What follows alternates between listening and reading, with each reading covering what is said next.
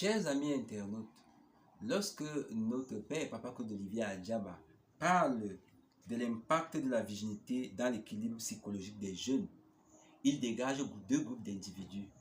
Dans un premier temps, ceux qui s'opposent à la virginité et dans un deuxième temps, ceux qui militent en sa faveur et la soutiennent jusqu'au mariage. Voici ce qu'il dit dans l'enseignement de ce jour. Il y a ceux qui militent pour l'abstinence jusqu'au mariage, parce que la virginité est une grâce qui présente plusieurs avantages dans l'équilibre psychologique du jeune et que celui-ci doit conserver jalousement. En effet, elle lui permet de sauvegarder son honneur, celui de sa famille et de sa future belle famille.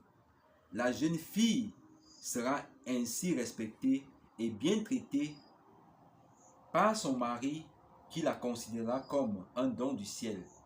La virginité permet alors aux jeunes de consolider et de préserver respectivement sa dignité et sa spiritualité.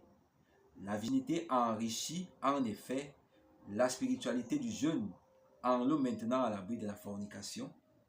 Elle lui évite également de contracter le VIH, SIDA et d'autres infections sexuellement transmissibles. Comme vous l'avez suivi, dans cet enseignement, Papa Claude Olivier Adjaba montre les avantages qu'un jeune a à garder cet état de virginité. Cet état de virginité qui lui permet d'avoir un équilibre psychologique, un équilibre émotionnel et de pouvoir être épanoui.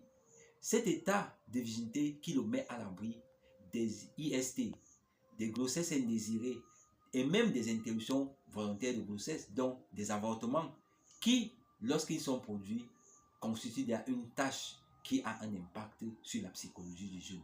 Raison pour laquelle il est important pour nos jeunes et surtout pour les parents d'encadrer, de conseiller et de sensibiliser les jeunes à maintenir cet état autant que faire se peut dans notre monde en quête de repères, où la tentation est grande, où les appâts séducteurs pour détourner les jeunes de cet état sont nombreux. Mais lorsque un incident arrive, une maladie, une grossesse, un avortement, le jeune est seul face à sa conscience et le remords est là, la souffrance est grande.